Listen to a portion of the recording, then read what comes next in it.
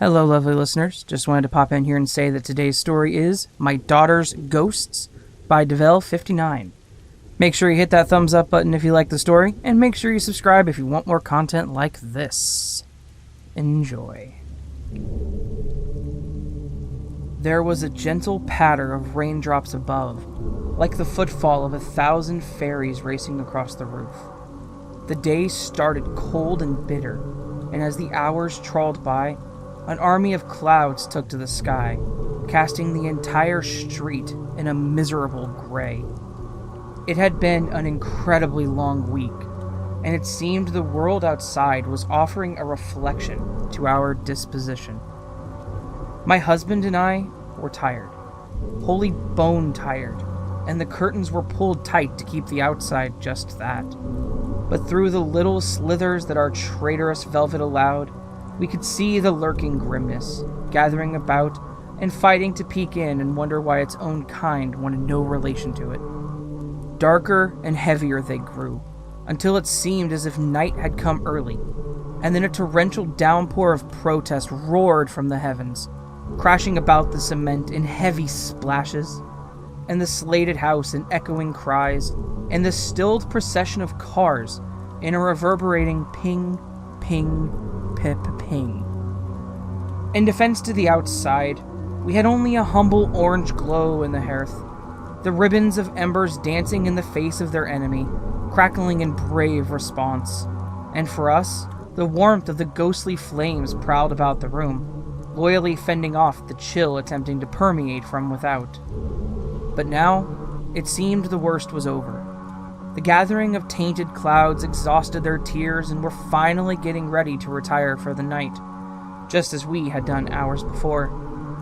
My husband's snores now contested the 4-volume. He only snored when he was exhausted, so I didn't nudge him or offer a sudden jolt of the blanket in the hopes it might disturb him and present me with a moment's respite.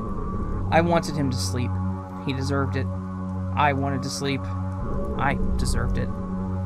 But just as I gave in and embraced the meek pitter-patter above and the metronomic manifested exhaustion beside me, the door creaked open with the familiar quiet croak. And then I heard the soft scuffle of my daughter's bare feet creep across the floor until she was standing beside my bed. And, as was always the case when she came in, she muttered, tremulously as ever, "Mom, they're back." But this time, I believed her. This was always a common problem we'd had. For just under 2 years, the they she was referring to changed over time, but they were always from the same strand of imagination. Ghosts. We weren't a religious family, nor a particularly spiritual one, so we'd never tended to feed into her brain that there is anything other than this: gray clouds, rainy days, and lonely fires. So to hear her come out with it, we did our best to nurture her, yet eject any of the silliness from the annals of her mind. Should we ever watch a movie with an imagined monster in, we would ensure she understood it wasn't real. It didn't exist. There were no vampires or monsters or witches or anything. We encouraged the freedom of imagination, of course, especially considering the youth's boundless capability for it. But we wanted her to be sound of mind and question that which she can't see, can't feel. Evidence, logic, reason. They were to be her foundation of thought and of action. The mind is a marvelous thing. It can harbor both science and wonder within, harmoniously, symbiotically. We have many a wealthy, ingenious friends who create stories from their mind that project the most extraordinary fantasy, or ignite the life of a canvas from the spark of a thought with broad, bold stroke and fine, finessed slashes, birthing images that even the most beautiful landscape could not boast. They, too, believe in nothing but this world, and it is enough. We didn't want to steal her childhood, but we did want her to be a logical thinker, and not accept that blank response of "it just is." But over the 2 years since her first sighting of them, she refused to accept that there were no ghosts, while simultaneously agreeing that the rest did not exist. The first night she came in, We took her trembling little hand and felt it cling tightly to our steady but sleepy, stupor-weakened grip. It seemed to be as good a tonic as anything, that was evident. The fear seemed to instantly wane, her shivering frame abated, the hollow breathing slowed and filled out, and then we let her clamber over us, nestled her in the middle of those who she knew would protect her, and slept. Then the second night came, and the door creaked open again to permit her entry. Daddy, they're here again. We hadn't long drifted off, so her opening the door and tiptoeing to us was enough to snap the sleep away, and with the cloudless moonlight lining our room, we gave glance to one another to see a dubious, yet cautionary contortion in the silver glow. I saw David's chest heave and then shudder in exhalation, perhaps in empathy or perhaps in annoyance. But with one more silent glance, he spoke. "Come on, Lottie," he whispered. And once more we felt the foot of the bed tumble and rock ever so slightly as she managed to navigate her tiny stature above the large base and the two mattresses. Within seconds, she was nestled within once more, her face offering a rosy profusion in the precious silver, and little strands of fear-moistened hair sticking to her forehead in a messy bundle. As David hooked her tummy in the arm that would usually spoon me, I cleared the hair from her face, which offered advent to her eyes on mine. Bright, round, and safe they were. I kissed her with my tired, dry lips, and felt that her forehead was drenched with sweat, but she smiled her thanks, and then the night frittered away behind us. The third night came, and we were expecting it this time, though hoping our expectancy would make a fool of us. It didn't. She came in, and announced once more that they were back. This was the first night we asked her exactly who they are, rather than just accepting her description of ghosts. She claimed there were 2 little boys and a man who stands in the corner. Whereas the 2 boys would move and play together and acknowledge her existence, the man would just stand and stare blankly ahead. Of course, giving more detail to her visions was enough to give advent to a peppering of goose pimples across my skin, and so, with David in tow, we went to her room to prove there was nothing of the sort. I will admit that for a while I felt ridiculous. I knew there would be nothing in her room, but still, as I led the 3 of us there, with David yawning and walking stiffly in his boxers behind, hand rested protectively on each of her shoulders, though not enough to diffuse the anxiety clamped to her face, I couldn't help but brace myself. If I opened that door and there was any such evidence of what she'd claimed, I don't know how I would have responded. But of course, as I pushed open her door and the solid white wood swung back to reveal the contents within, there was nothing but a ruffled blanket from where she'd shed it like a chrysalis of fear, the window in through which the slatted open blinds allowed a view of the season-bare tree outside, which was hunched and gnarled like the wizened beldam, and from her ceiling dangled the glow-in-the-dark planets, the 5-pointed stars that she'd begged and begged us to buy her, after explaining how our stars and solar system was but one of the billions, evidence of the aforementioned logic and wonder. I took a step in, and noticed that the shadowy limbs from the withered trees swayed upon her wall, looking like large and crooked hands, and I assumed that perhaps there was some element of the reality fueling her imagination. "See, Lottie?" I said, stepping into the middle of the room. "There's nothing here."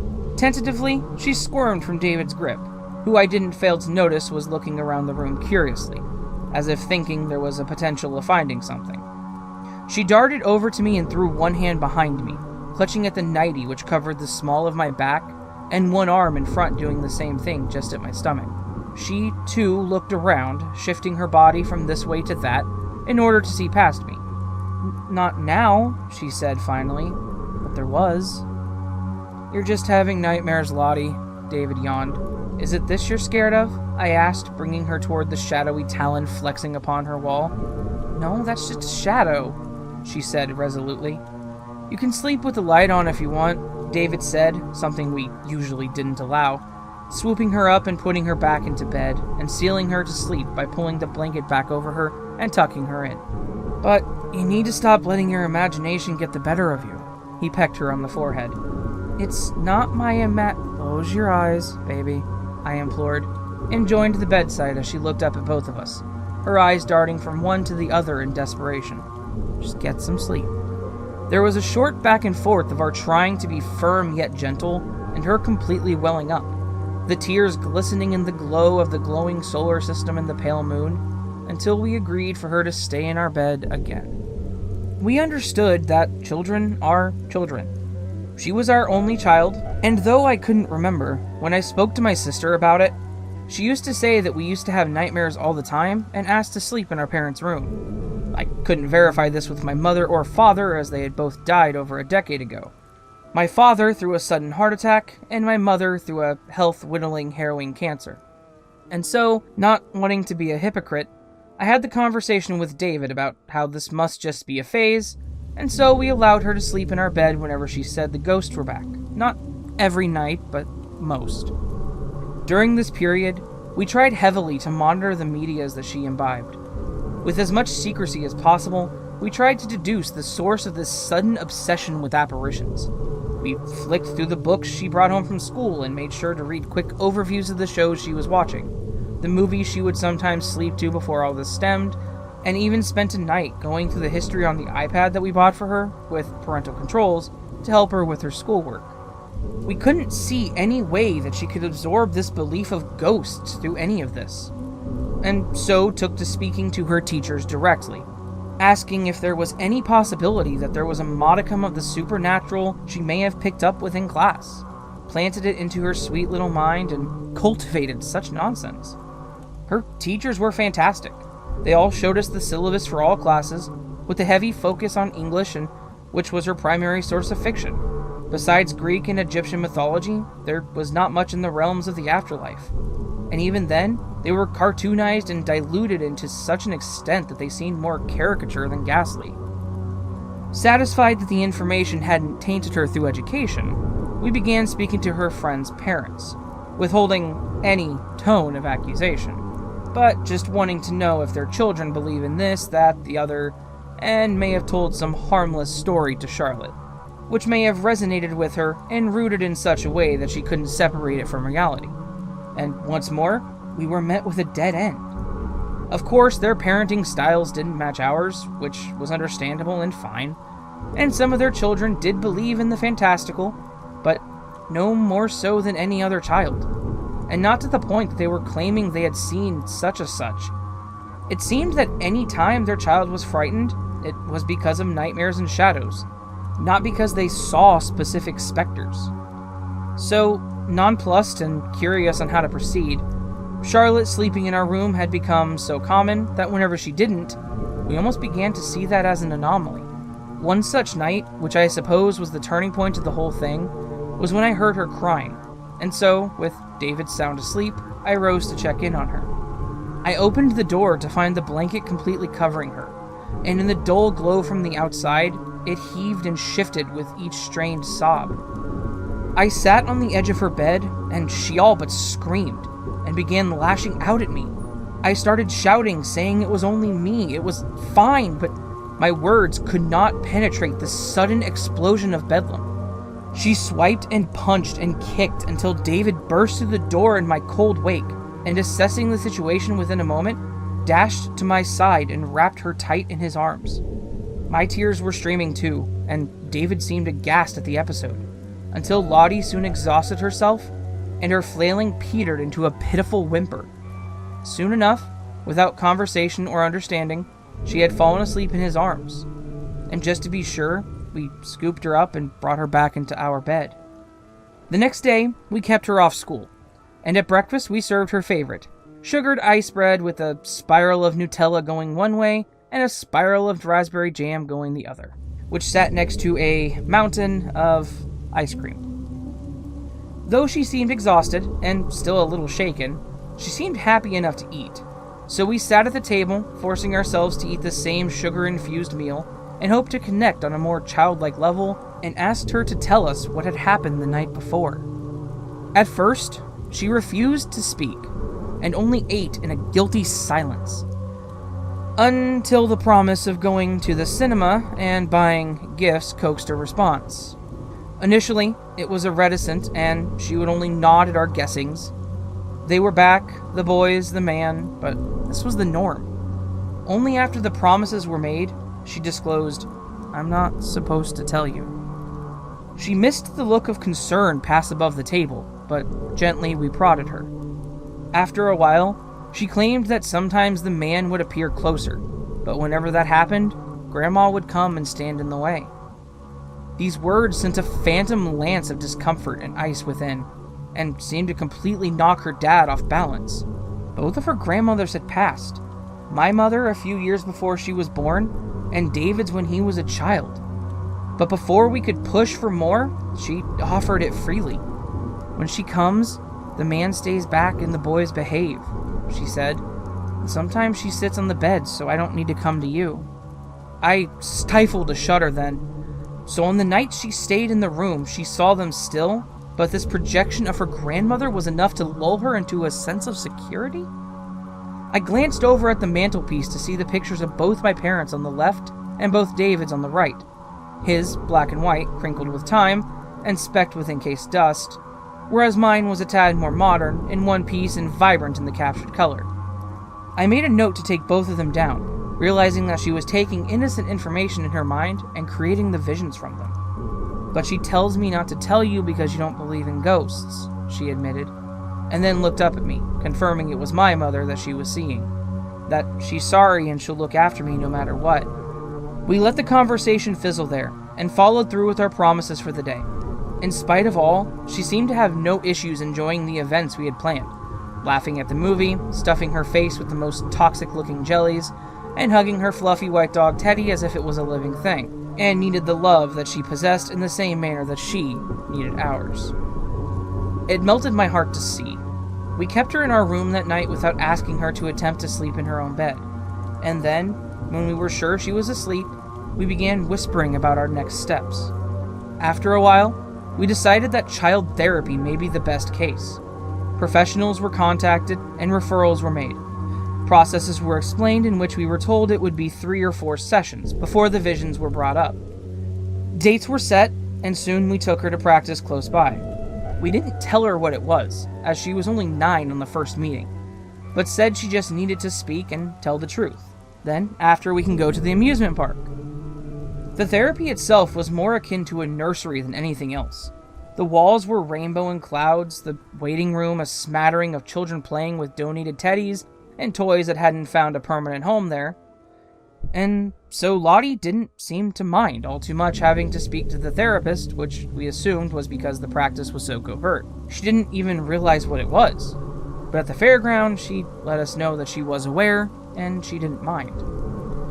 After 3 months of sessions, the therapist claimed that she seemed to be completely sound of mind, if not more intelligent than a child her age, much to our pride, and that these nightmares or night terrors or visions seemed to go beyond the realm of a mere childhood imagination, and so encouraged us to seek a psych evaluation.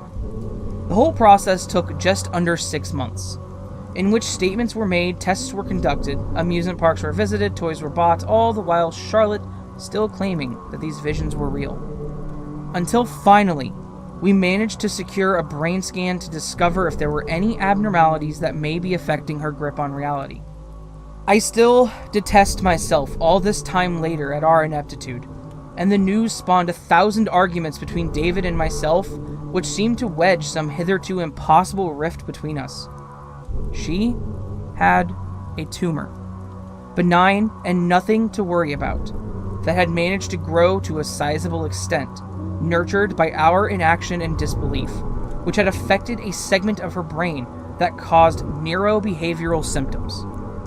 David, being David, began researching heavily into other similar cases, whereas I seemed to lose all fight within me.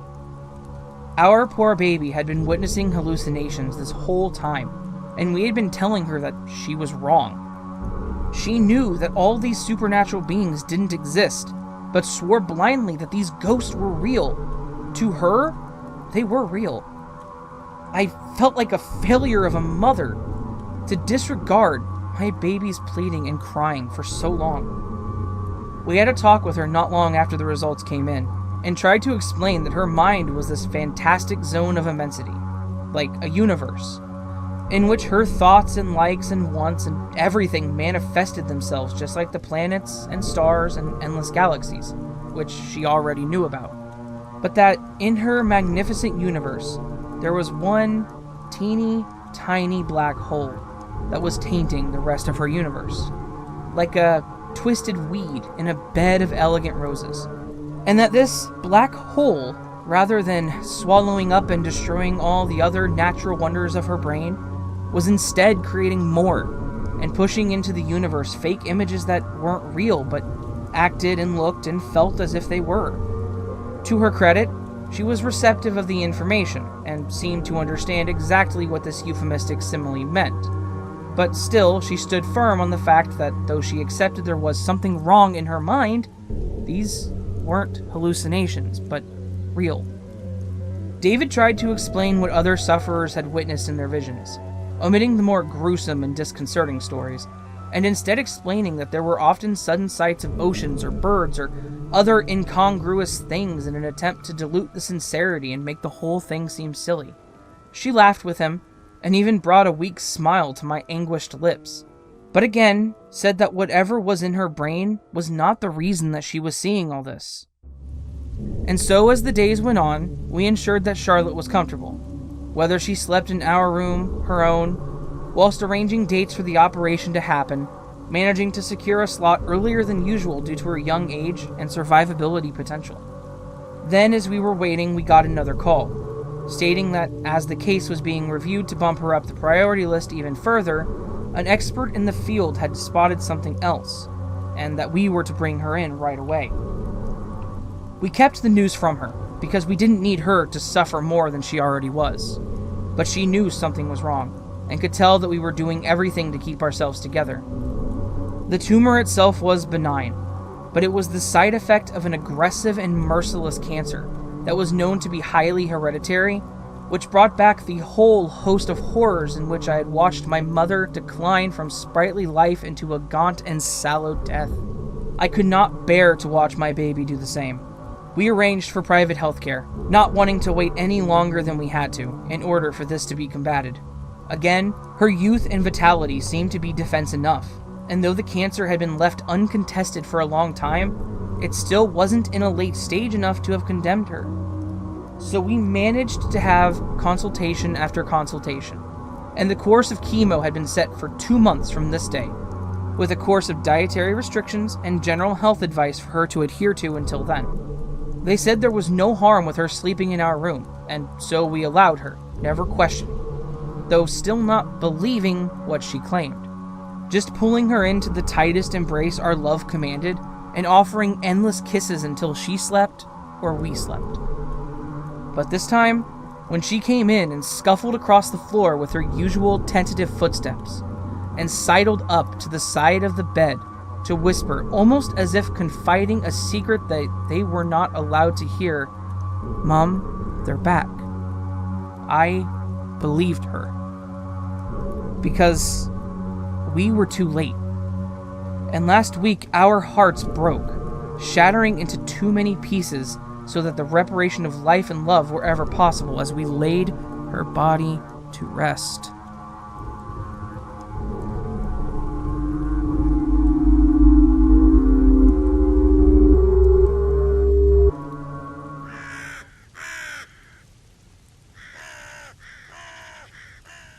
So that, my friends, was my daughter's ghosts. That was one of those stories that as you read it and as you listened to it, I'm guessing, it was rough to go from what was going on straight to the ending like that, because it's one of those stories that, again, it pulls in the horror from reality, and then it also twists it into the supernatural. And I just want to say personally that Divel59 did an amazing job setting up this world, this universe, and this situation, and wrote one of the few stories that actually made me want to cry as I read it, because that was a really depressing way to end it, but my God, was it perfect. So Divel59, kudos to you. Please continue writing. If I don't know if you're going to listen to this, but if you do, please keep writing, because you are an amazing author. All that said, friends, if you enjoyed that, please do consider hitting the thumbs up button, as well as hitting that subscribe button and the bell to help my channel grow. You can also leave me a comment if you have something to say. I would love to hear from you. Down in the description, you'll find the link for the story, as well as links to my Twitter, Facebook, and my subreddit, and a page where you can submit a story to me if you have one you want me to read. Please take advantage of that. I love you all. Hope you have a fantastic day. I'll see you on the next one, but until then, sleep well.